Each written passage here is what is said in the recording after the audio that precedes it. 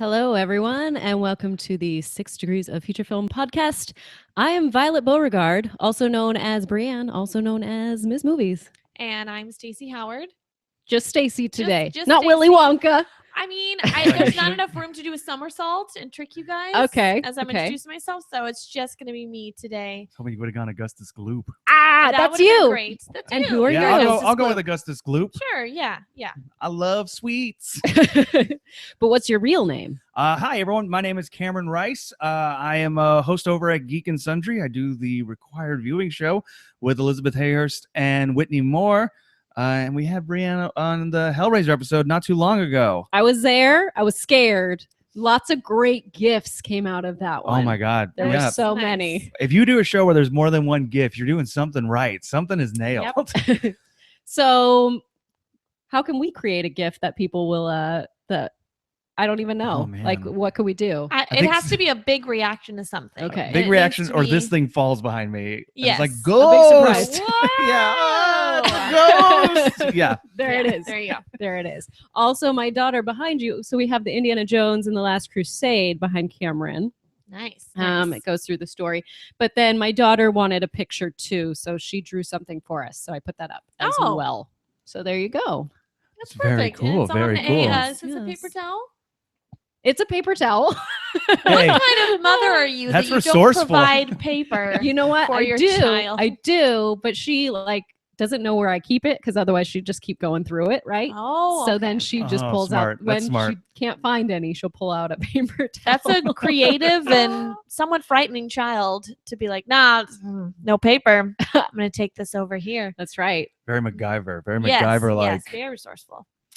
So, ladies and gentlemen, this is how our show goes. In case this is your first time watching and or listening to this show, thank you for joining us. We take one film and we show how 6 other films link up to that film. Could be something as ridiculous as Snickers bars in movies. What other movies have Snickers bars in them? Which we're not doing today. Something in a No. pool. No. That was. Oh, that was a Baby Mars Ruth. bar? Baby Ruth, Baby Ruth. I was like, Sorry, not a sorry. payday. Still Not a payday. good. And then another Still one with a Baby delish. Ruth, The Goonies. Oh, So there you go. go. Caddyshack Mm. and Goonies. Also, Got a link. Hellboy. Hellboy. There you go. You Whoa. love Oh, Hellboy. now New link. I want to come up with a fourth. I don't have one right now. It's hard. Like a Snickers bar. I mean, we could go other candy. Anyways. So that's how this show works. Now, today, we are going to be starting with our feature film, which is Young Frankenstein. Oh, I messed up. Oh, that's Yeah, okay. I know. That's Dive in. okay. For you, it's I was fine. like, It's oh fine. God. There is a It's pause fine. here. What is happening? Young Frankenstein. You can edit it in. And what we do is anytime we have a guest, we let them decide. I ask them for a list of 10-ish films that they like. And then from there, we kind of build the show based on their preferences in a way. So Cameron came to me and said, hey, I like Young Frankenstein. It's one of my favorites. And I said, we haven't done that yet. So let's check it out. So I'm going to have Cameron, while I pull up the chat, and everyone will just see the side of my arm because that's usually how this goes. While I Perfect. pull up the chat so we can interact with you, Cameron's going to tell why he chose Young Frankenstein for today. Well, it's interesting because it seems like now it would almost seem like it got picked because Gene Wilder passed away. Mhm. And that's not the case. We had picked this movie 2 weeks prior. And then, yeah, last week Gene Wilder had passed away. I picked this movie because I love talking about film in general. I've done podcasts and things like that for the last couple of years. I'm someone who wanted to and still wants to make, write and direct movies. And Young Frankenstein is the movie that made me want to make movies. Mhm. It made me pursue a career in writing comedy. I think growing up as a movie fan, you're like, oh, I love these movies, and these maybe like Jurassic Park is the movie that made me go like, oh, the wonder of cinema as a little Mhm. kid, and be like, this Mhm. is magic. But Young Frankenstein was the one that made me go, oh, I think this is something I can actually maybe do. And not necessarily because I think I'm as good as Gene Wilder Mhm. or Mel Brooks, but I think it's something where it's like, oh, you can make a silly monster movie, like a silly monster comedy. And I'd already seen like a number of Mel Brooks movies up to that point. I think the first one I'd seen was probably Dracula Dead and Loving It, Mhm. which gets no love and actually gets shit on a lot. And I understand that when you compare it to his 60s and 70s work, but there's some good jokes in Dracula Dead and Loving It. But I think it was finally seeing Young Frankenstein that was like that was the click. And I don't know. I think unless you're a creative person or someone who pursues creative arts, I don't know how to describe that click other than it's like something goes off, you see something or experience something, and you're like, that's what I want to do. And I think I was about 8 or 9 when that happened, when I saw Young Frankenstein. Right. I think it for me was like just getting a home video device to like make actual home videos. Right. Yeah. Like one that was kind of like a little more modern. And I was like, oh, I can do this. Oh, I can kind of like somewhat edit this. Right. I took like my Walkman and I would put one of the headphones on the top where the microphone was. And so then I would play a song. So it'd be like the song was under whatever was going on. That's the best. And I'm like, oh man, I am such a genius. Yeah. Everyone should hire me to make their movies. Why don't I have a job? I know, right? Why don't I have 2 Oscars by now? This is great filmmaking, you guys. I'm little kid editor. Give me work. Child prodigy.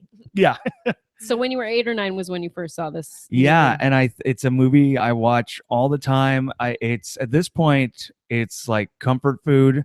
I think it's a film that it's whenever I'm about to start writing something, it's a movie I go to because I think it's a perfect example of being simultaneously subtle. And we're going to talk about some other movies that have Gene Wilder in them. And his genius was, I think, being very subtle and making things feel real and then getting to this heightened absurd place. And that's sort of the comedy I've always loved, is like very kind of subtle. It could be often called sarcastic, like that Bill Murray dry kind of thing where it's all the comedy is based in characters. But what Mel Brooks movies do is like they can be simultaneously super smart, way intelligent, and then just so dumb, like just the stupidest, dumbest jokes. But I think his work was best with Gene Wilder. And I know a lot of people are going to disagree with me on this because I know a lot of people's favorite Mel Brooks movies are Spaceballs.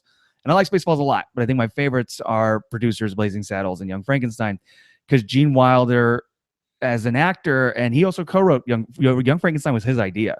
It was not a Mel Brooks original. It was Gene Wilder's idea that he brought to Mel Brooks. Those 3 movies have a lot of heart to them. And I always appreciate my silly, stupid comedies that also have like a bit of like, not drama, but heart. Like there's something to them besides just being silly. And I think that's something that Wilder, just his natural presence brings to those films that then is missing in other Mel Brooks movies that I do love, but they're not quite to the level of Producers, Blazing Saddles, or Young Frankenstein. Right. And so, yeah, and I think it's like, it's the idea of, and this is something that's hard to do in comedy. And we live in an era now where comedy can be very referencey and reference heavy. And it's just kind of like, oh, I named something. That's the joke. The joke is I named a thing that exists. Yes. And I had not seen any of the Frankenstein movies when I had seen this movie. I don't think I had either. And it still works. It's still hysterically funny. It's all based in character moments and character beats, lines of dialogue. It's not about, oh, well, this only works if you'd seen the 5 other previous Frankenstein movies. If you had, and now having, of course, seen them since then, you're like, oh, this works on a different level. There's maybe a little bit more to it. There's a great line of dialogue when all this town folk are deciding what they're going to do about Frankenstein. And they say, this is the 5th time this has happened. And we're not going to let it. And little jokes like that, once you realize, oh, there's other Frankenstein movies, that's why that joke works. But it's not necessary. It's not needed. And I think that's the best kind of, if you're going to do a referential thing, if you're going to do steeped in something, the best way to go about it is like, oh, you didn't see it? Don't worry about it. This is still going to be funny. It's still going to work. And I think Young Frankenstein is like the example of that.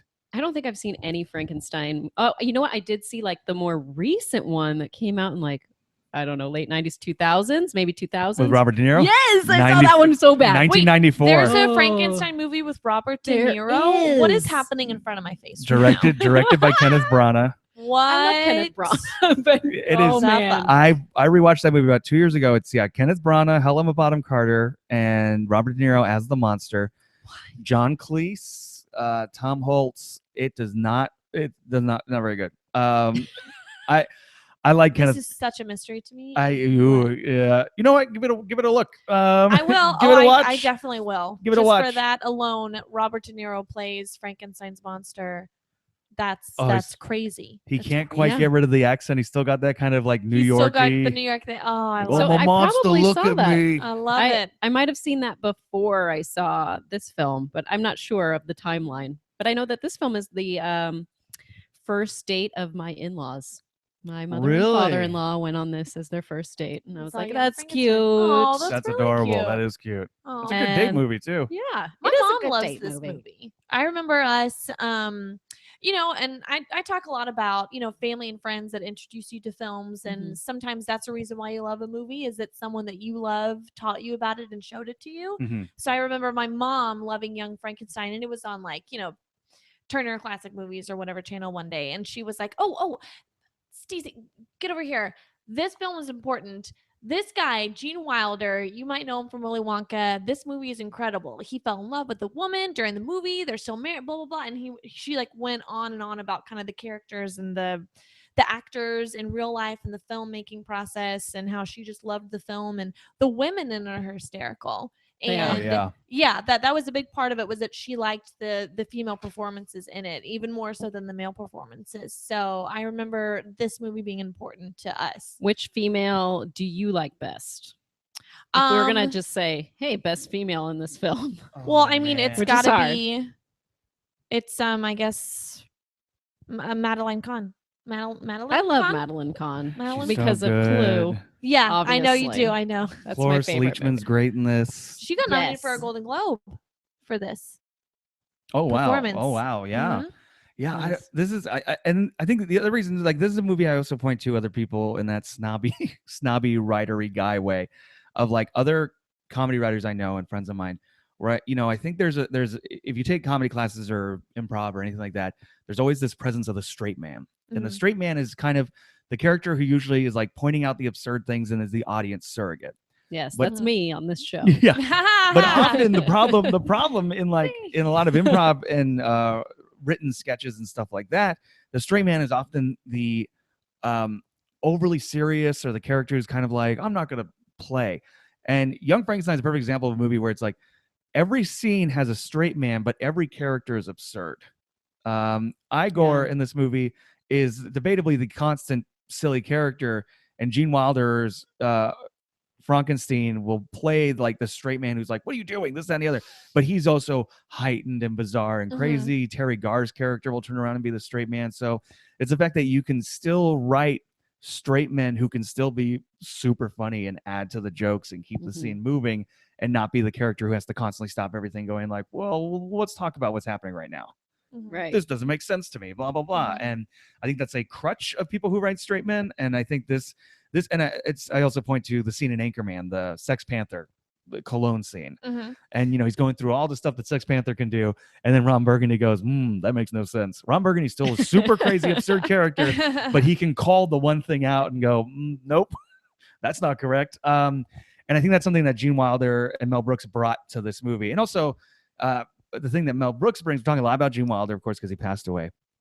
But I think Mel Brooks has that kind of old vaudeville kind of thing. Like this movie has a musical number, which actually interesting is that was Gene Wilder's idea, and they fought over that. Yes, like really fought. I read about like, or maybe heard a story where it was like they would like scream fight at each other in Gene Wilder's apartment or whatever, and then Mel Brooks left and later called him from like a payphone or whatever, was like, I was walking by your house and there was some crazy person in there. I heard them outside. They were yelling. And that was kind of like his way of apologizing to people. Like, oh, I'm going to recognize that I'm a little crazy and we can go on from here. Yeah. That's perfect. And I mean, you could just go through every different moment of this movie. I love the more absurd moments. Like everything with Igor is so silly, but like him trying to like the whole brain thing, dropping the brain, his faces. His hump moving. Oh, the hump. Yes, what from hump? side What to hump? side. Him doing that, and he didn't tell the cast and crew, and they finally noticed, and so it was his kind of little gag, but they left it in the film. Oh, it's I so love that. good. Yeah, Madeline Kahn. You got Madeline Kahn is great. Cloris Leachman is so good. Everything like so. That's a perfect example. Is like Frau Blucher. If you don't know what that word means and what that word translates to, it's totally fine. That joke still works. If you do, it's another layer. And I Mhm. think this movie is full of like layered jokes. For those listening who don't know, it means glue, which is why the horses keep going crazy every time her name is Aw. said. But if you don't know that, it's just a silly, absurd thing. I think about the beginning too, where it's like, this movie just does a great job of throwing you into the world. I talked about this last night on my show, where we watched Big Trouble in Little China. Big Trouble in Little China throws you right into the world. Mhm. You understand that there's magic, who Jack Yes. Burton is, everything in 5 minutes. Yeah.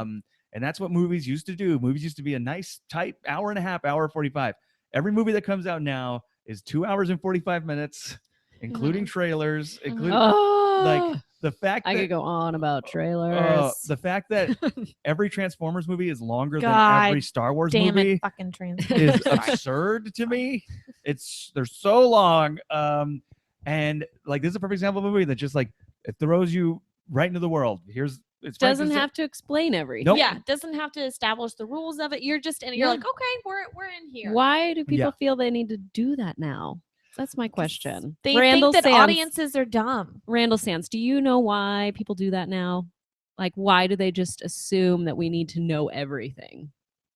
Or that we need to know let me know. anything. Sometimes the best thing Yeah. is not introducing the rules of the universe and how everything works and why it's there. It's just there. Yeah. And you're just like, Maybe I "Oh, could that's- take that's another what's film going to on." explain more things, or maybe I just leave it. Yeah. Or maybe I get Yeah. a Netflix series. Yeah. I don't know. Yeah. Yeah. Well, it's like like the exposition in this movie is all done by a snobby student asking Frankenstein questions, and it's still Mhm. a comedic scene. Yeah. It's him going like, "Don't you think?" and all that, and it's all that scene is there for. Besides comedy, is exposition. Mhm. Right. But it's done in a great way. It gets all the information out the audience needs to know in a quick minute, and then it ends with him stabbing himself in the leg with a scalpel.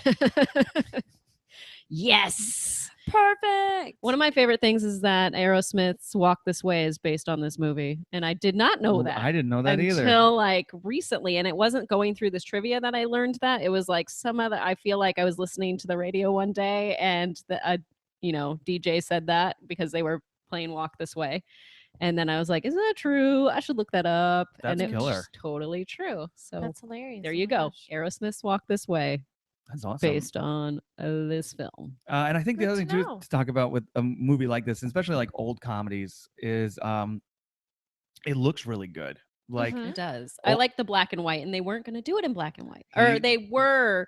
There was like some caveat. Like someone was like, oh, I think China would rather have it in color or well, I something. think it was supposed to originally be at Columbia, and then Columbia was like, we will not do this in black and white. And Mel Brooks Mhm. went, well, then you're not going to do it with me. Mhm. And at this point, it's worth noting, like Mel Brooks at this time, he'd already won the Academy Award for the producers. This comes out Young Frankenstein comes out the same calendar year as Blazing Saddles. Like, I don't know if anybody else has that in their career, any comedy director or other director. I mean, debatably the closest comparison, not a comedy, is Spielberg had Jurassic Park and Schindler's List in the same calendar year. Mhm. So it's like this year where you have these two amazing films that will be remembered till the end of time.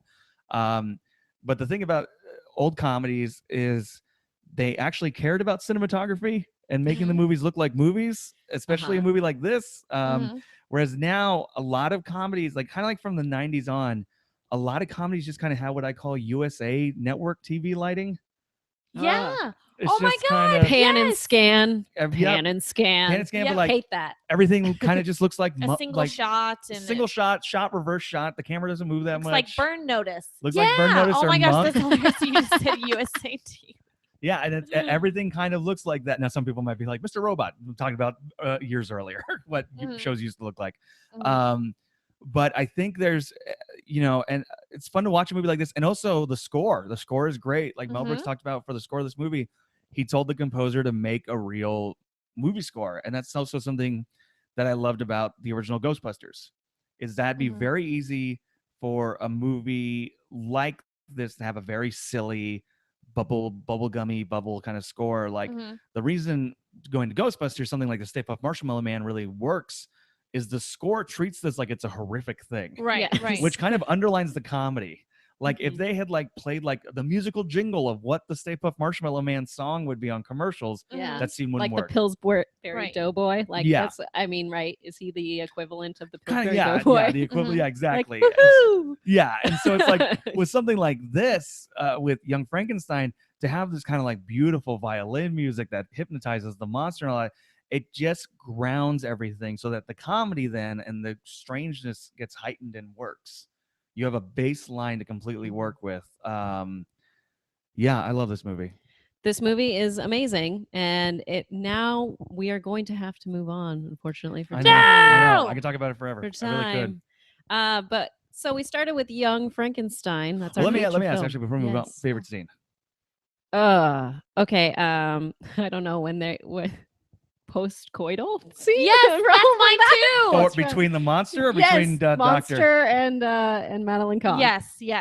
That is my In favorite. fact, that is our Rocky scene for today. Oh, Oh, there is we it go. really? Oh shit. Okay, I'm excited for this.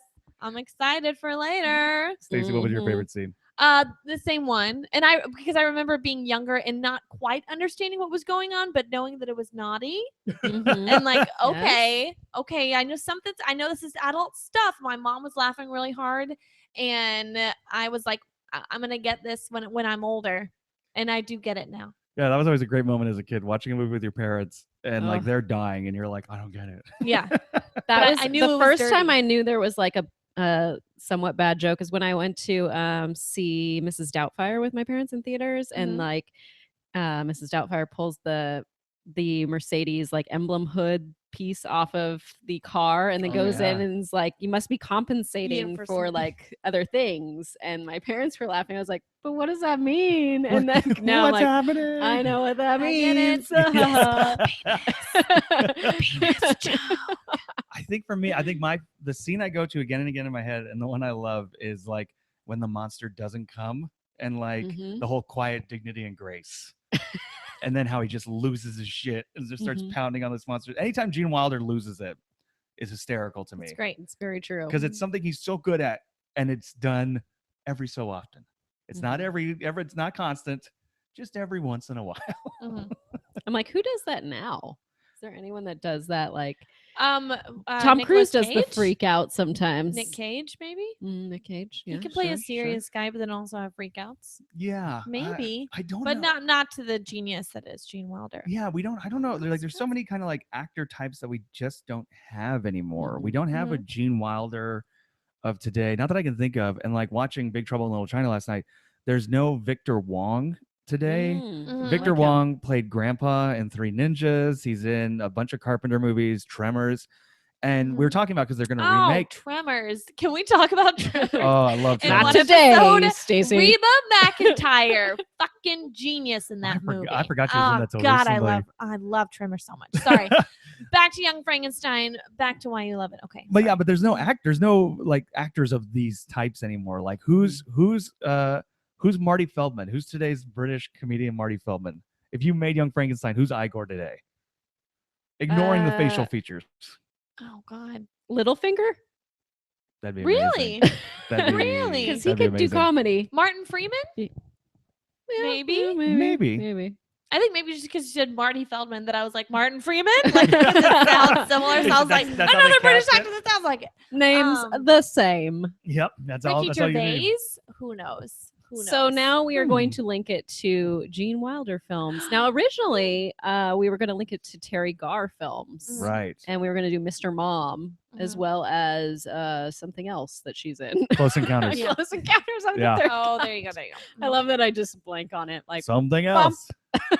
That season of Friends. She was Phoebe's mom. That's but fine. then, unfortunately, Gene Wilder passed away, and I thought, hey, we're going to be doing Young Frankenstein. Maybe we should link it to Gene Wilder films. Mhm. So we are going to start with Willy Wonka and the Yeah, Chocolate Factory. Okay.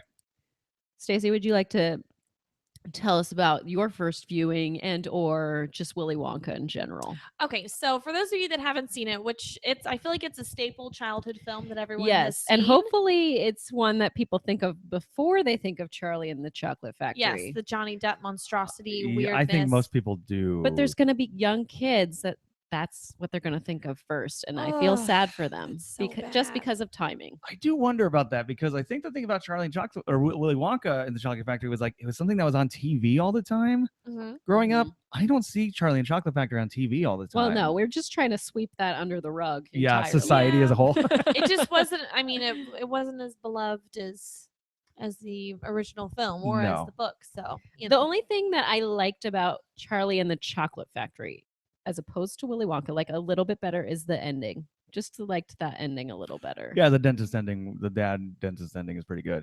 Yeah. Yeah, So that was that's all. interesting. But other than that, meh.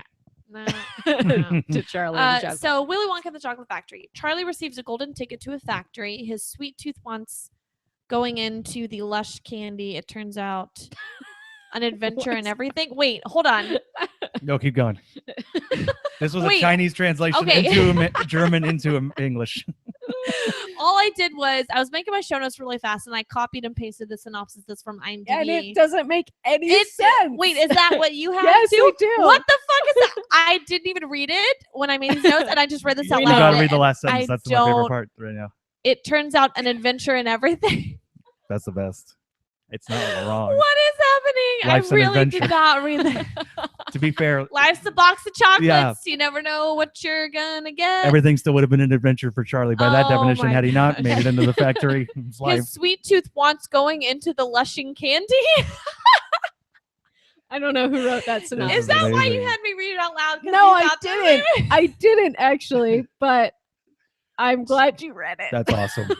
Jesus Christ. I honestly Lushing did not set candy. you up. Oh, that's the great. That's the best. Okay, well, everyone knows the synopsis. It came out in '71, directed by Mel Stewart, starring Gene Wilder, Jack Albertson, Peter Ostrom, Roy Kinnear, Julie Dawn Cole, Denise Nickerson, a bunch of fantastic people.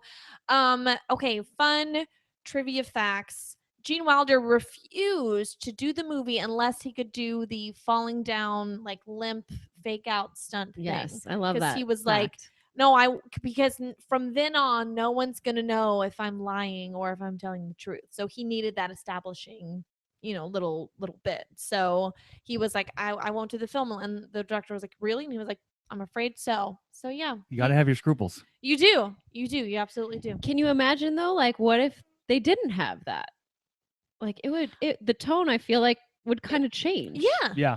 It's a good setup for who that character is in Yes. this movie. Is that he's like an eccentric who's also like kind of like not evil but mischievous. kind of cruel. Mhm. A little cruel. Yeah, Like makes everyone think like I'm crippled. Then he's like, I'm kidding. just kidding, guys. Pretty I'm gross. not handicapped, you Yeah. idiots. Welcome to my Yeah, giant. I'm perfectly factory fine. This of cane is for sweetening. show. Yeah. It's perfect. It's absolutely a perfect introduction to him because how else would you introduce him where it would immediately establish his character and what he's like? Mhm. Because he couldn't really have said anything. It could have been maybe like the tunnel scene where you start realizing that, but you need something Okay. where it's immediately like off. Let's talk about the tunnel scene for a second. 'Cause Jumping right I in. share Right in. Mojo Saison's like thoughts on this. This could be like its own horror short film. You see a chicken Yes, get for its head sure. cut off. Yeah. It's amazing. It is the It's most so seven. frightening. It is. There's This is no 71. other way of knowing. It's 71. This is the most 70s thing maybe ever in a children's So movie. LSD psychedelic trip. Oh, it's so down, good. just This would be a tripping balls. great like ride at an amusement park. A really Yeah. crazy amusement park. Why isn't it a ride somewhere? I don't I know. feel like Probably a rights issue to some extent. probably. You know what though? Because Gene Wilder's performance in that was so genuinely terrifying that a lot of the actors were like really, really scared of him. I would after be that. crying if Yeah. I were one of those Oh kids. yeah, if you were like 9, this Oh guy's yeah, like You would've screaming been like, in his why is this purple man outfit. screaming? Get me out of here! What are we What's doing? Yeah, what's interesting is like I hadn't seen this movie for a little while. This was like a childhood classic kind of a thing. I hadn't seen it for a while, and watching it's another 90-minute movie. Willy Wonka is not in this movie till 45 minutes in. He's No. constantly Right. talked about. So Mhm. crazy. He's constantly talked about. He's this constant presence, and there's a degree of like you can almost debatably have a feeling of like, well, let's get to Willy Wonka. But it's a good idea to kind of stick with all the kids in the first 45 minutes and introduce who they all are and Grandpa Joe, because once Willy Wonka is on screen, it's his movie. goes. He Yeah. completely takes that movie, Mhm. and so you kind of need to feel for these kids, because if Willy Wonka appeared sooner, you'd be like, well, I'm not invested in Charlie at all. I don't care. Let's just spend time with Yeah. this wacky, eccentric inventor. Mhm. But yeah, this movie is so 70s, but I love it. I love how like weird and 70s it is. And this is a perfect example of like Gene Wilder's kind of weird, subtle humor, where it's like when Augustus Gloop falls in the chocolate river, Mhm. and she's like, "Do something," and he just goes, "Help, police, murder." It's just like these little jokes, like he doesn't care about these kids, but it's Yes. subtle. It's subtle. Now, are we to believe that they're all dead? Like, honestly, I would They just were be like, sure in the remake to show us those kids coming out of the factory. That's They did not true. in this version. That's so funny. I'm like, I think that guy died. I got to go with the language of the movie. The language of the movie says they never came back. Yeah, They're dead. they're all evil, terrible little children. They don't deserve to live. That's true. I They like do not how a deserve lot to of the live. chocolate in this film was made out of wood. Yeah, that the would be really bars. disappointing. Yeah, I would Oh, have been like, I I didn't didn't know this film. I that. thought I was gonna get like free sweets the whole time. This is dumb. Just like banging it on the table, like, what the fuck is this, Mom? Yeah, right. You said you promised me chocolate if I staged you this movie. Child labor. Who's your laws. favorite kid in this? Like, aside from Charlie? Oh, it has to be Violet. yes, Violet. She's Violet's my so- favorite because she's such a brat. She is. They all are really, really bad brats, but she is. And I just like takes how a she punch. plumps up like a blueberry. Mhm. It's always the dessert. It is. Now, you know that little girl, a similar thing happened to her in real life. She went to school and the dye they had used on her face had seeped into her pores and kind of stained them. So she had actually turned purple and had all the kids like pointing and laughing at her. I know, isn't that kind of Perfect. sad? That's sad. How long Perfect. till that wore off? Probably a She's few like an days. adult and it's like this still is around. You know what? It she's gives still you pulling purple out character. of her in the shower. Life's tough all around, kid. I love Violet's great. I love oh my god, the selfish one. My mind. all of them. The Oh, no, little Yeah. kid the with rich the one. TV. The rich one. I want a golden egg, Daddy. I want it now. I love her put upon father. It's like, Oh, God, great. right after the factory when we leave, we'll get you one. Her- Ricky Gervais could play that guy. Oh, they did yeah, another he remake. could. Now you know That the would be mom interesting. from what's the show All in the Family where they're playing the piano? Mhm. Dun, dun, dun, Yeah, dun, all dun, in the dun. family. The woman from that TV show had auditioned for the mom of Mike TV in this movie and got it. But then the director of this film saw her her pilot or audition for the television show and was like, do that. You're destined for that. Don't do this movie. You're great, but you are going to be even better in that TV show. So do it. He was not wrong. That's right. Interesting. She's So killer. she on was that show. almost the mom in this, but then she ended up being the mom in All in the Family. It would be nice to have those choices. Like, here, you could do this movie or this television show. I mean, I'd love that. Yeah, that would Yeah. be great. That'd be great. Do When this is that iconic happening film for or me? this iconic TV show. What a whichever gamble one though, I because want. that show gets canceled That's right. after an episode. That's You're right. like, oh, Mhm. But you get some money out of it. So you do, hey, you do Yeah, for sure. There's It's that. true. Mm. It's true. But it didn't. It lasted so long. It was such a great show. Yeah, no, and the outfits. I love I love the musical numbers in a way, if only because like I like that this is like a musical in that people just break into song. It just happens. The Candyman can and all that kind of stuff. But it's also shows like they're not shot that well. Like that. Like I Yeah. like a lot about this movie that it is the 70s, but like It's ugly. as a musical, the musical sequences happen. Like there's a lot of times where it's like you could tell like all the Oompa Loompas are dancing, but it's just like a frame of two of them. And you can kind of Right. see little hands moving on the side, and I'm like, Now move the there's camera some back. backstory to that though. Oh, okay. Because when they were filming us. it, this was in Germany, and a lot of the little people had tried to escape the Nazis. And so Oh, there that wasn't a was lot of little people in the Germany. So they same had to go one? outside of it. Yeah, the same The- one. That's with like Wizard from- of Oz? Yeah. Oh, Okay, wow. wait. We got to there go back wasn't for a yeah, second. There wasn't a lot of little people actually in Germany, so they had to go outside of Germany to like find them and bring them to the set. And so a lot of them didn't speak English or any other language anybody else was speaking on set. And so they didn't know the lyrics to the songs. And so they didn't do close-ups of it because they Mm. didn't, they could just kind of like move around a little bit. And they didn't really Interesting. know like what was going on or what was happening. True, but Yeah. even like the Grandpa Joe musical sequence, the camera just kind of, Just kind of which is fine. I'm not like I am not someone that thinks like musical numbers need to have like big sweeping coming from the roof and do this all. But like just look at something like sing with different budget totally, but like Singing in the Rain. Mhm. That's a lot of like the cameras hold still, but the movements and everything, and the camera like moves along with them and everything. This is a lot of Mhm. like one lock shot as people kind of move and dance around. Although the one number that it works fine for is Pure Imagination. Mm-hmm. Yes. because that's more of like a wistful number as Mhm. Willy Wonka walks around, and then you're cutting to all the people like eating or kicking things and doing all this Mhm. like crazy stuff. They're like bashing in rocks and everything.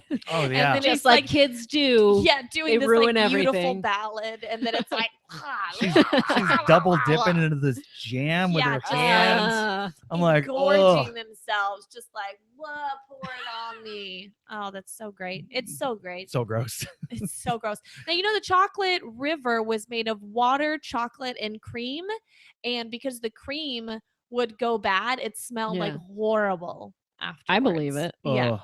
Because it would Ugh. Like become gagging, clotted, like, right? yeah, because Ugh. it's That'd like be- milk. Like milk goes sour. It smells like sour milk. Ugh. That'd be the worst. I'm also trying to imagine like how many times they had to keep going back to get it right, because you got to imagine they like did a mixture and they're like, it still looks And like that water. kid had Yeah. to go in there. Oh, I know. Oh, poor I didn't even sucks. think about Oh, that. it sucks. Ugh. Smelly kid. Oh no. He's like, you guys think this stinks, but I gotta go inside there. Yeah. It's in all the crevices. It's in the cracks. I can't get it out, Mom. The dad eats the microphone. That's the other thing too. Is like there's little humor moments I totally forget about this movie until I watch it again. Like the scene when it's like the montage when all these different kids are finding the golden ticket, and then it cuts to the newscaster who's like, "There's certainly more important things going on in the world. I can't think of any right now, but I'm sure it's happening." And just like these little comedic moments that make that. Oh, I love the teacher. The teacher. Class is dismissed. Class is undismissed. Class is redismissed. or like when he starts like making fun of Charlie for only opening 2 Wonka bars, and there he's teaching him percentages, and he's like, 2? I can't possibly do 2. Let's just say it was 200. All the adults in the film are all just as ridiculous and bratty as the children are, Oh, except yeah. for Charlie and Grandpa Joe. Well, I mean, the apple doesn't George. fall far from the tree. This is Although I'd true. like to think it does with my kids sometimes when they don't say sorry and, and don't feel bad about it. I'm like, come Yeah. on. I'm a better person than you little brats. I taught you better. That's what every mom thinks, but every mom's a piece of shit. the creepy 4-way bed. That creepy 4-way grandpa, grandma, grandpa bed. Oh, geez. That is weird. The big giant 4-poster bed. That always upset me too, because I was like, they have bed sores. Have they changed their clothes? Oh, like right. I couldn't picture their lives. That was super upsetting to me. But that's also very Roald Dahl. That's also a very Mhm. like Roald Dahl image of like Yeah. 4 old people in a bed, like sardines and this, that. And I'm like, now apparently Roald Dahl, not a fan of the movie. Oh, I hated I it. bet. Hated the movie. Yeah. Because they changed so much. I wonder how he would have felt about BFG. Who knows? Oh, I mean, being realistic, probably not happy that a Jewish director made it. Oh, But oh. Roald Dahl, known for some of his anti-Semitism. Interesting. Oh, I did not know. Okay. So, ladies and Yeah. gentlemen, that is Willy Wonka. We're going to go ahead and head on over to another Gene Wilder film, possibly our last Gene Wilder film of this episode. We'll see. We're going to go to See No Evil, Hear No Evil, which came out May 12th, 1989. I'm assuming that some people may not have seen this film. So I'm going to tell you what it's about. And I'm going to read the Yeah. IMDb Oh, synopsis. here we go. And we'll see Let's how see where good this one translation went. is. This is gonna be All right, good. Dave is deaf and Wally is blind. They witness a So far, murder, so good. but it was Dave who was looking at her and Wally who was listening. Oh man. Directed by Arthur Hiller and written by Earl Barnett, Arnie Sultan, and Marvin Worth. Starring Richard Pryor, Gene Wilder, Joan Severance, Anthony Serbe, and Kevin Spacey. I He love popped Kevin up. Spacey. He turned around. I was like, Kevin fucking Spacey's in this, and he has Mhm. a weird. You like, know what his he looked cheekbones like? look really high. He and- looked like Dabney Coleman in 9 to 5. That's all I kept thinking the He entire does. time. He Like, does. Oh my gosh, yeah. it's Dabney Coleman, but I it's just wanted really Dolly Kevin Parton to come on Spacey. to walk on the screen. I do enjoy a good Dabney Coleman.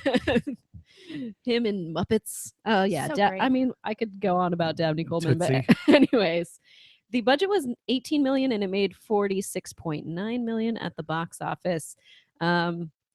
Rewatching this, I was like, this is funny, but some things Oh, aren't it always sounds funny. like- It was so weird because I remember seeing only one scene when I was little. Like I think I was flipping through channels and I came upon it and I was like, "Hey, it's Willy Wonka, the guy. What's this movie?" And it was the police interrogation scene, which is Mhm. hilarious. And then I rewatched this movie last night. It's actually free on YouTube. You can just like watch it. totally fine. What? Yeah. Go to Did the- you buy it? Did you buy it? I rented it. She rented it. It's free on YouTube. It didn't look that great though. It was like really Okay. bright. No, I think It looks I think terrible. More they SD. I think they did that and maybe mirrored the image so it couldn't Oh, get pulled interesting. down. So it's on YouTube. Oh, okay, gotcha. That's how gotcha. you do it? You mirror the image and it won't be pulled down? It'll take a while. That's how sometimes Simpsons stuff ends up on YouTube. That's pretty crazy. Secrets with Cameron Rice. Yeah. Whoa. I haven't done this, so if anyone wants to look up my internet history, you will not All find right, that I okay. have done this. There's some stuff in there because Whoa. it came out in '89. There's some stuff that's so like not PC in it.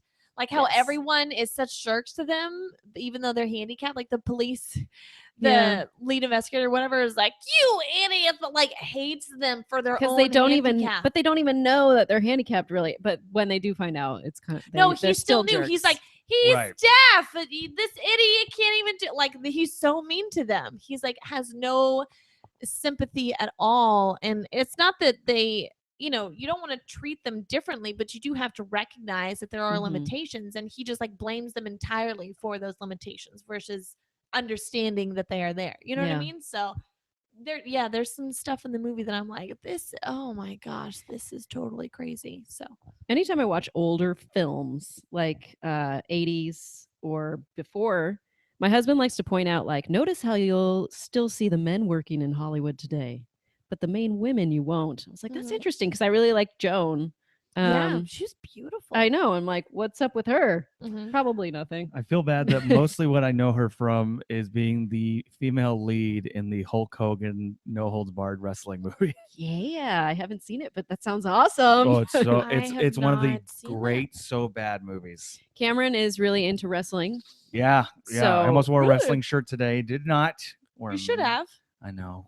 I almost wore a Where Mickey were Mouse the shirt and I didn't. It, But we should have. it worked out. If I only almost you'd wore my worn. Wonder Woman shirt, but I didn't because I've already worn it. You don't want to repeat. You don't want to repeat. Can't repeat. I can't wear the same outfit. No, you can't do What it. am I, peasant? People We would be like, used to be able to, but now that we're being Now that we're recorded visual. live, True. do it. can't do it "Oh anymore. my god, what a mess up! Should 'Cause- have kept it audio." Our audience would just be disappointed in us. So we do it for you guys. This is an interesting movie because this is the third time Gene Wilder and Richard Pryor to work together. They did it a total of 4 times. I feel like this movie's not. The movie's more remembered for its premise than the movie itself. Like people remember this is the Gene Wilder Richard Pryor movie where one is blind and one is deaf. No one can remember which one was which because the poster's not very clear. Right. It's not. You They got to have one guy. You got to have it like the monkeys. should have or made it whatever. Yeah. way It's more like- clear. And Arthur Hiller is like by no means a slouch director, but yeah, I feel like this movie's kind of been forgotten. I think possibly it's because the 2 movies previous in their team up, Silver Streak Mhm. and Stir Crazy, are really good. Like Silver Streak is great. How would you rank the 3 then? It probably would Being go. someone that's seen them. Yeah, it would probably go in order of release. Oh, It'd probably go Okay. Silver Streak, Stir Crazy, See No Evil, and Missing You, I believe, is the 4th and final one. It was also Gene Wilder's last movie. Mhm. And yeah, I like there's certainly scenes in this movie I remember. I do remember Richard Pryor, for lack of a better way of putting it, trying to talk Gene Wilder into being able to hear, and then like Gene Wilder going like, "Oh my god, I can hear you! Really? No, stupid son of a bitch! I'm deaf." I like the what time is it? What time is it? What Yeah. 11 o'clock. Wait, 12, 10, wait. Yeah, And then he like move around to the left, to the right, like he had his own little puppet. I feel like the whole premise of this film is kind of like, okay, how can we work out a scene to where it's funny that one person can't see and one person can't hear? It's kind of like that Mhm. whole who's on first joke, Yes. Mm. you know, where it's like the whole shtick to it is like you're not, there's misinterpretation during something. Yes. Like, wacky stuff happens because like, oh, they don't understand that Right. he's deaf and he's blind. You know what I mean? Like that's the whole Mhm. gag to the film, and nothing else really that's happening is interesting. Like none of the acting is interesting, except for I really liked Richard Pryor in this because I know that he went to Gene Wilder did the same thing where he went to a school for hearing impaired, and then Richard Pryor Yes. did a school for the blind to understand and kind of imitate like their mannerisms and how you are, because the way that he walks around is kind of like holding himself like he's a little more fragile because he doesn't want to bump into stuff. Like he really kind of embodied a blind person. Yeah, they both do very good work Mhm. in this. They do. And playing off that one note, just like Brandon Duncan has stated for us, going with the scene where they're driving, where Richard Pryor's character is driving and he can't see, Oh yeah. and then Gene Wilder's trying to give him the directions is but he pretty can't hear. hilarious. Did you That's say probably my favorite something? part. Yeah. I can't read your lips. How terrifying would that be to be on the street and this is happening? If this were real life. It's so funny. It's so funny. Oh, I think you'd have to have the knowledge that it's happening. You probably would, because then you'd just be like, who's this drunk? Who's Yeah. this texter? Who's What's this going guy? on? Yeah, exactly. Who's this LA driver texting on Stop their phone? tweeting. Yeah, sending out their tweets about the 101. Brutal. But yeah, I think like it's good. I think it's very good. I think it does have the issue of following these two amazing comedians, their career, and also like had they never worked together, I think this movie would be far more remembered. But Mhm. because like I think So what Silver Streak is Gene Wilder's on a train, someone gets murdered, he gets framed for the murder, falls off the train, and then meets Richard Pryor, who's like this hustler. And this has the famous scene where they're trying to get back on a train, so to hide Gene Wilder's identity, they paint him black. They give him a blackface. Oh. But they own it in the movie in the fact that like Richard Pryor's like trying to teach him how to be black. And Gene Wilder's like, I think I got it. And Richard Pryor's like, man, you got it. He leaves. He's like, we're fucked. And just like I how need to much see this. it does. Oh, it's so good. I love Silver Streak. I've never seen it Oh, or heard of it before. I was reading trivia, and then it kept talking about all the other movies they did together, and I'm like, they did other movies together? if you love thought a this good was... murder on a train movie, you I do. gotta see It's Silver great. Streak. I do. Sounds wonderful. And also they were connected prior to this because Richard Pryor co-wrote Blazing Saddles, Right. Oh. and he was supposed to be the sheriff originally. He was supposed to be the Cleavon Little part. So they would have worked together prior to this as well. But yeah, no, I like it. It does feel very much like, for lack of a better way, but it does feel, even though it's 89, it feels like an 80s comedy. Yeah. Which is that Yeah. what is the big thing is the wacky premise. Mm-hmm. And then you build everything out from there. Whereas like Right. 70s comedies were very much like Young Frankenstein, Blazing Saddles, those kind of movies. Airplane. Yeah, it was very much Social like commentary. Satire. social commentary, satire, or it was like, it's a Western.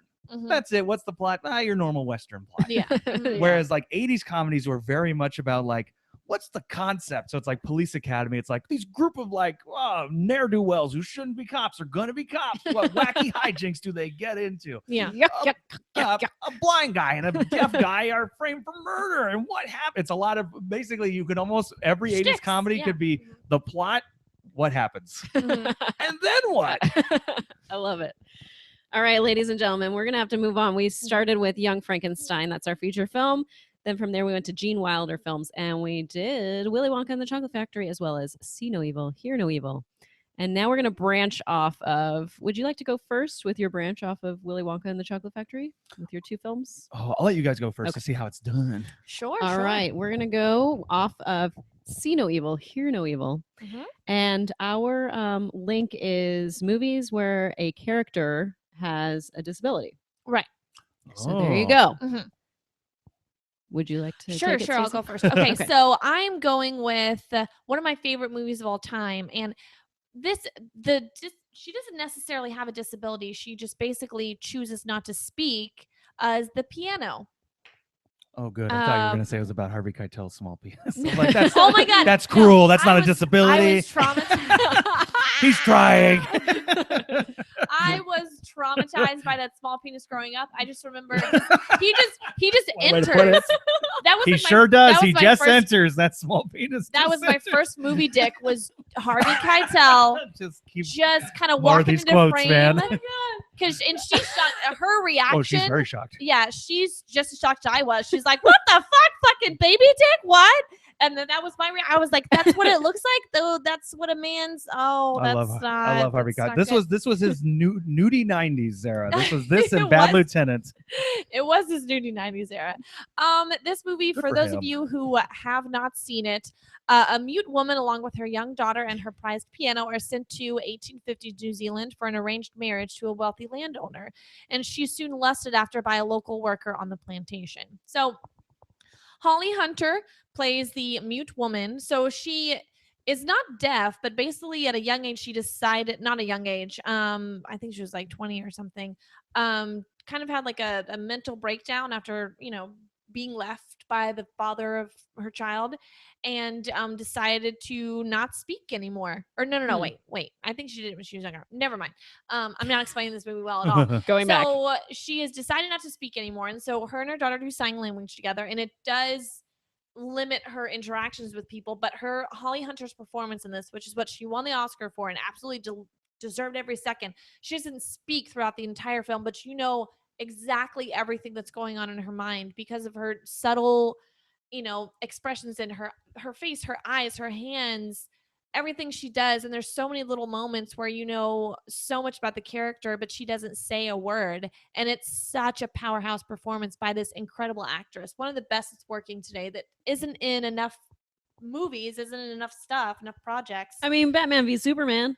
I know she was just in it. Oh man. I know, but Oh. she's not in enough of it though. She's in a I few know. random projects. I think I first saw her in Copycat. Have either of you seen that? Oh yeah. No, what's that? Oh, it's like a copycat serial killer that's like stalking Holly Hunter. It was a movie that came out in the wave of that post Silence of the Lambs. Oh. Yeah, put out a bunch of Is serial that killer where movies. she's Like eating it. beans out of a can No, or she's not. something? No. No. But What Harry movie am I Connick Jr. thinking? is in that movie, and I Yeah. believe that's his first film. I So, believe he is super scary.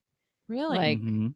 you're like, Okay. Mr. Jazzman, what's going on? Might be worth a poke, that movie. Yeah, If this is Holly Hunter super also interesting. post, and it's interesting for her to play a character like this because this is post Raising Arizona and Broadcast News, where she was known for being a very verbal Mhm. character. People liked hiring her because she was like had this very interesting Southern voice, but was also came Right. across very smart. Mhm. Even in Raising Arizona, Mhm. because like Nicolas Cage is the dumb one in that. Mhm. And so for her to do this kind of role, this is also like Sam Neill. Like I think this is the same year as Jurassic Park. Is it the same year? 93, Yeah, 94? it's 93. Oh Yeah. my gosh. Oh, So shit. Sam it Neill is. just does Jurassic Park, which becomes the biggest movie of all time. Uh-huh. And Anna Paquin's this young actress, and people were like, "Who's this?" Kind of a Yeah, thing. never Yes. acted before. She Mhm. also Did won she the win? Oscar. Yeah, She that's what I won. thought. She did. She's- Very is she the adorable acceptance youngest? speech. No, yeah. Tatum. I think Tatum No, is Tatum still the O'Neal, youngest. yeah, was the youngest one Mhm. for Paper Moon. But Anna Paquin was like 12 years old when she did this super adorable acceptance speech where she was just like so overwhelmed by Mhm. like, I can't believe this has happened to me. And she's so fantastic in this film. And there's so many little moments between her and Holly Hunter where you can tell that during filming they became very close, much like a mother and daughter. And so they did stuff on set. Like there's this little scene where they're both sitting there and they have their little bonnets on and they're watching Harvey Keitel do something and they both turn their heads the same way. And it's kind of, and then as they're like, what? And it's kind of creepy, but it's kind of sweet and funny. And Mhm. there's so many, I remember watching this movie and being like, that's what a performance should be. Like her Mm. face at a young age. And it was one of the first like sex scenes I had seen in a movie. And I remember You never forget. you never forget. You never It's forget so your weird. And first. it's like it's shot so beautifully and they don't show the whole sex scene. They kind of just cut it together in different moments. And like some is the beginning of it, some is the end of it, but they don't do it in order. And I just remember there's small things like, and there's also kind of her and Sam Neill never have sex. And he's like destroyed by this and, distraught because this woman that he's falling in love with has fallen in love with another man and doesn't love him at all. And he's trying so hard. And she's like sleepwalking, I think, and she's in his bed and she like puts her hand in his butt kind of, and I was like, what? Like I didn't understand what was happening. She planes, trains, and automobiles him. Yeah, I was like, I don't know what is that's not what sex is it? Like I was super Oh my confused as a God, 10-year-old. That's amazing. It was so, and then Harvey 10? Keitel's baby Dad, I don't get it. I don't get it. That's not where that goes. It's gotta be so your poor dad. awkward for your parents. It was too. super awkward. It was so funny. We had a lot of those moments growing up because they let me watch whatever I wanted. They just, it's not that they didn't care, but they encouraged me to like, if you want to watch this, okay, and then if it's weird, we'll talk about it. And that was definitely a moment where I was like, that's weird, her hand doesn't go in there, I don't understand what's going on. And they didn't know what to say. Well, you know, sexuality is very complex, honey, and sometimes things feel good that shouldn't feel good. Who knows? But yeah, it's one of my favorite movies of all time because it introduced me to this alternative thinking of like, you don't have to be this actor that's like doing this great monologue and having like a Shakespeare holding up the skull moment of Hamlet. It can be all through the eyes and the face and your small mannerisms. And I just was fascinated by it. And it's just one of the most gorgeous films. This is Jane Campion, right? Campion, who also directed one of my favorite movies, Bright Star. Mm-hmm. And she's one of the best female directors of. And Top of the Lake, which is on Netflix, which is a series everyone loved. That was hers. I didn't watch that series, but it's with the chick from Mad Men, right? Mm-hmm. Which chick? Elizabeth. There's a few. I don't watch Mad Men. I just know she's on Mad Men. Peggy. It's Peggy. All right, there we go. Yeah. Got There it. you go.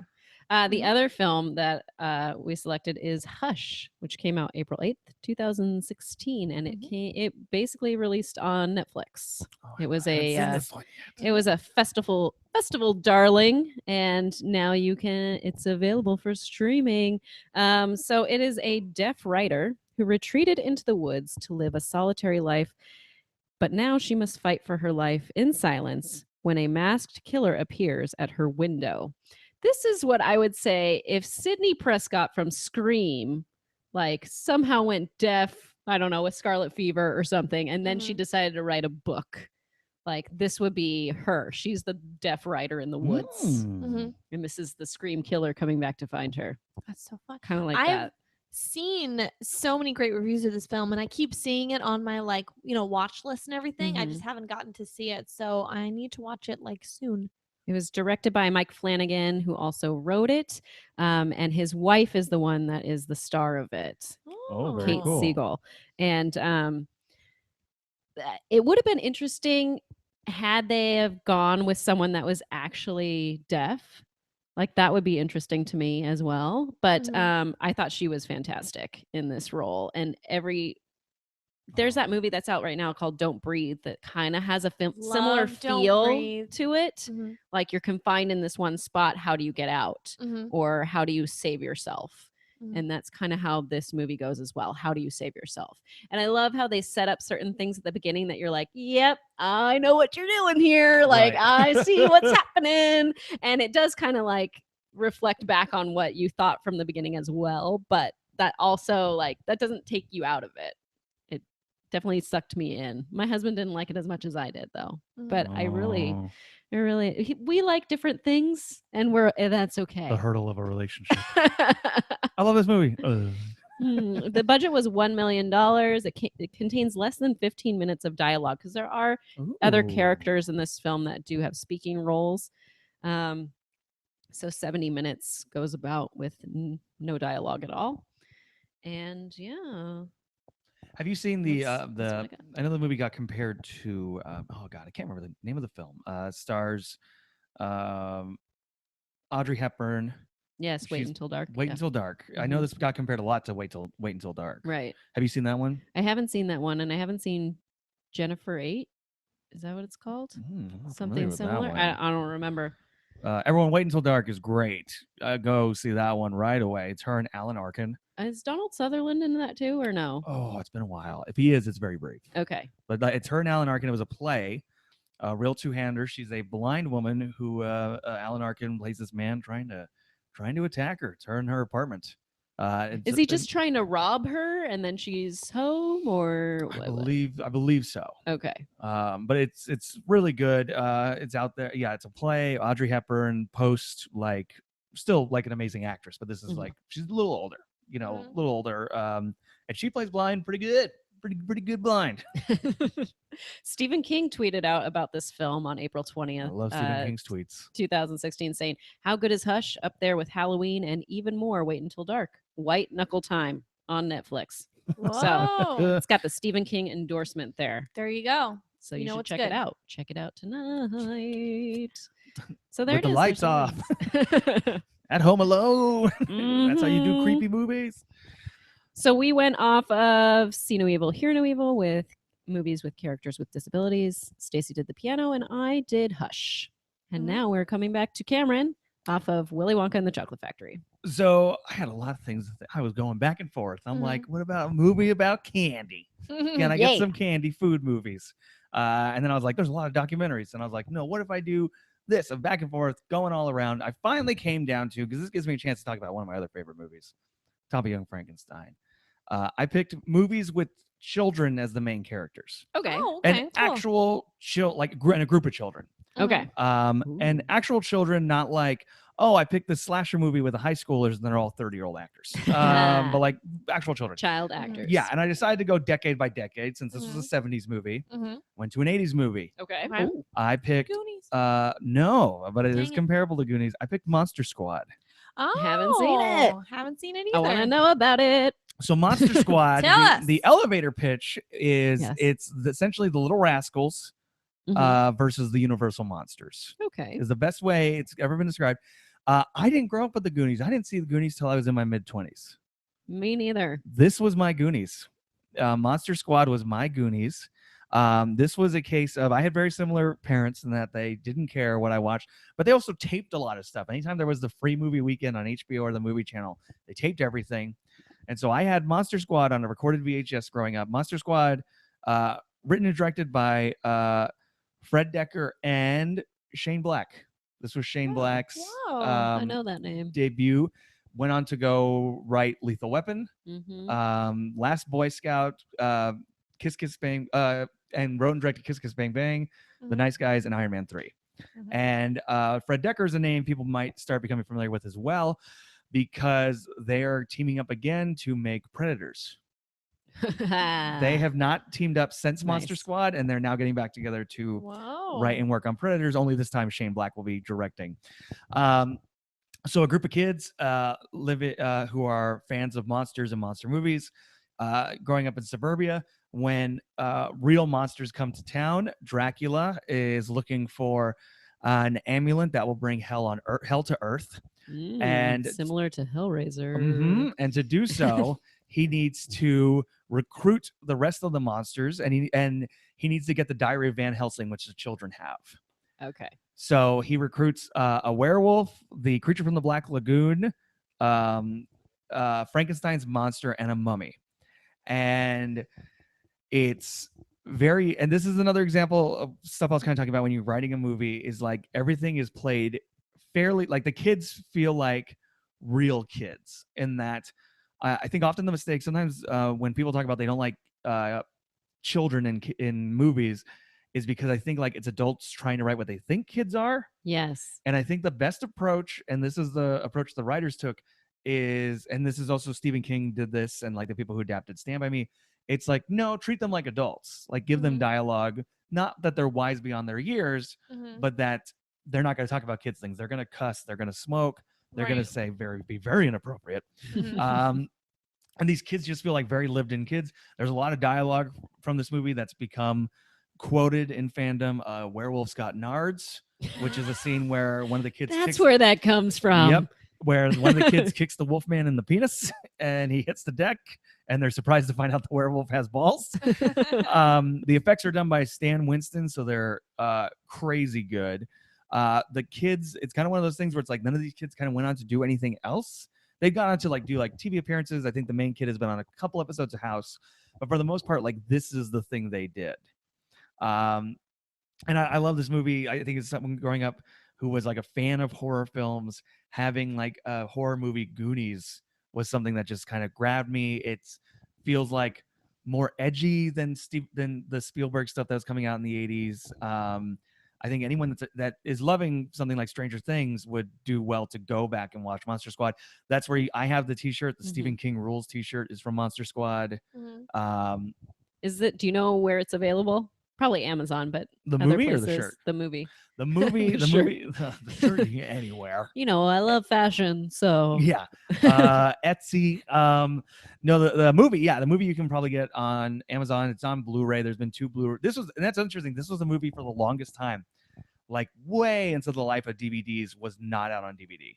The only way you were able to see this movie was like eBay bootlegs, or like I Wow. did on VHS, like old recorded VHSs. And finally they put it Yeah. out, and they put it out in this super nice special 2-disc edition with interviews with everyone who was still alive Ooh. that could talk about the movie. And then they put it out like on Blu-ray. This is another film that kind of like Big Trouble Last Night. Every year or two, it talks about it's going to get remade. They're going to do it again. Yeah. They're going to come, and the rumors are always either they're going to do what they did in the original, which is, oh, it's the Universal monsters, it's the classic monsters, or then the other thing is, again, like 2 years later, you hear another, they're going to remake it. It then turns into like, it's going to be the modern monsters. It's going to be Freddy Krueger and Hellraiser and this and the other. And I'm like, how are you going to get the rights to all those characters? Yeah, that's the problem. Whereas like vague vampire is much easier. But it's great. I love it. And the fact that Shane Black and Fred Dekker are teaming up again to do another movie together after almost 30 plus years. I think this is a movie that's worth going back to if you're a horror movie fan. If you love something like The Goonies, I think this is a must-see. It's very 80s. It's got 2 great montage scenes with music done by the guy who did She's a Maniac. She's Oh. a maniac. He contributes or 2 great songs to the soundtrack. Another great score. Monster Squad. Love it. Sweet. I need to check that out. It's on my list of movies that I need to check out. Me too. Oh, I'll right. lend it to you. Oh, Lend it to you. sweet. That That that's makes it another thing. easier. Yeah, that's another thing. This is like one of the like, whereas like Young Frankenstein, I'll show to like my writer friends who maybe never seen. I'm like, oh, you gotta see this. It's great. Mhm. Monster Squad is the movie I show to my friends where it's like I start to like become like really close with them, and I'm like, you guys, because no one's seen this. No one has seen this movie. I definitely have heard of it. I definitely Yeah. know it's on the list of like, no, you need to anybody that loves the movies is like, no, Monster Squad, you have to see. And it's something like when a couple weeks ago on Twitter there was the like top 7 films Mhm. thing people did. Oh yeah. I put Monster Squad on there, and a lot of people were like, is this an ironic choice? And I was like, no. I put Troop Beverly Hills on mine. That ain't Yeah. ironic at Practical all. magic. I still need to see that one. Oh, That's, practical magic is Stalker It's Channing. magical. Come on, it's so good. I'm not saying it might be. I just haven't seen it. I haven't gotten to it. I know. It's okay. It's okay. I'm showing everyone Monster Squad again and again. Okay. Just All right. over and over. So my second film, going off the group of kids thing and going into the next decade of the 90s, I picked Heavyweights. Yeah. What's Oh my that? gosh. They talked about this on a podcast the other day that I was listening to. And I was like, yes, let's talk heavyweights. And then they like dropped it. They were like, oh, are you talking about they were talking about summer camp? And then they were like, oh, heavyweights. And then I don't know, somehow that dropped off the conversation. And I was like, Yeah. no, back to heavyweights. Let's talk back. about it. Let's talk about the blob that they Heavyweights? jump on. So What's Heavyweights Oh, Ben is Stiller is in this. early I'm so excited. 90s group of kids who go to a this fat camp. one. They get set to a fat camp. That's supposed to be Okay. very encouraging, like you can lose the weight, you can do it. And then the camp gets bought out by Ben Stiller, who is this insane maniac Yes. who forces the kids to like get rid of all their food, wake up early, like it's madness. Written by Judd Apatow. What? Oh my gosh, that's shocking because Written I by- hate Judd Apatow. Written by Judd Apatow. Directed by Stephen Brill. Stephen Brill, who would prior to this wrote Mighty Ducks. Oh, And the other One of my went on to faves. write and direct part 2 and 3 as well. Him and Judd Apatow wrote the script together. Stephen Brill would also go on to do some Adam Sandler movies. And this movie is also, it's worth bringing up Judd Apatow as writer and producer because one of the co-leads in this movie is Paul Feig. Huh. Oh. I didn't know that. Paul Feig plays one of the That's counselors, great. and you could, and I believe, I could be wrong, but I believe at this point they had not known each other, so you can almost look at this movie as what created Freaks and Geeks. Whoa, I Okay. like it. I So, like it. Again, like did not mean to pick 2 movies that have like interesting pairings of teams and stuff like that, but there you go. Was one of the guys in the movie, I swear, it's from Good Burger. Kenan Thompson. Yes, This is a Kenan young- Thompson. I was like, I know he's in this. This is a young Kenan Thompson. Goldberg from Mighty Ducks. Yes. Yeah, this was an interesting era when like Disney was definitely using a lot of the same kids again and Mhm. again. Yeah. Mhm. And then those kids are all in Camp Nowhere or something. Mhm. Yeah, oh yeah, there were so Probably. so many 90s movies that had like the kids do an adventurous thing, and like yeah, there were a couple camp movies Mhm. or House Arrest, which was like camp at home. Yeah. I have not rewatched that one. That might not be good anymore. But yeah, I recently rewatched this not too long ago. I got it on Blu-ray, and that's another one where like special features are like here's the cast today, and you get to see like who got real thin, like which of the Yeah. kids got super skinny, and you're like, oh man, you this movie haunted you probably in a Aw. weird way. I just remember I went to camp, like, I don't know, sometime in the early 90s, and they had a blob. And I was like, yes, it's like heavyweights. This is the best thing ever. There's so much in this movie. It is so funny, and you can almost see where like eventually Judd Apatow and that kind of comedy would come where it would end up going. The other people who work with Ben Stiller are his other, I think his name is Hans, the other insane workout guy who's got the buddy system, where he just doesn't actually watch the kids swim. He just blows a whistle and yells "buddy" and has all the kids yell "buddy." They cover him in honey and a deer attacks him. It's just all this and Ben Stiller in this movie. This might be my favorite Ben Stiller role. It is so good. insane. I love him dancing to Love Machine. Just the whole camp dancing to Love Machine is probably one of my favorite scenes. yeah. Doesn't he have kind of a Goldie Hawn in Death Becomes Her scene where you see him fat, like he reverted back to? He has photos where he feels like this used to be me, and he's got this great scene where he's like gets up and he goes running through the woods and he's doing like these jazz hands as he's running.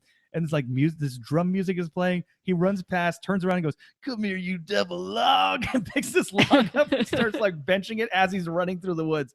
It's amazing. Yeah, I love Heavyweights. I think it's one of those movies that like made you think like this is what camping and Boy Scouts and all this stuff must be like. It was this and Camp Nowhere and Bushwhacked, these lies of cinema. But yeah, I love Heavyweights. I think that one's also pretty easy to find. I tried to pick movies that like were not like good luck finding it. But Heavyweights is great. I think it's like one of the everyone still talks about Mighty Ducks, and I like Mighty Ducks a lot. I love it. I love But it like so much. people still talk about like Mighty Ducks and a number of other kids. I feel like Heavyweights is kind of forgotten. And so that was one I definitely wanted to bring up and bring into the conversation. Yeah, the Blob is hysterical.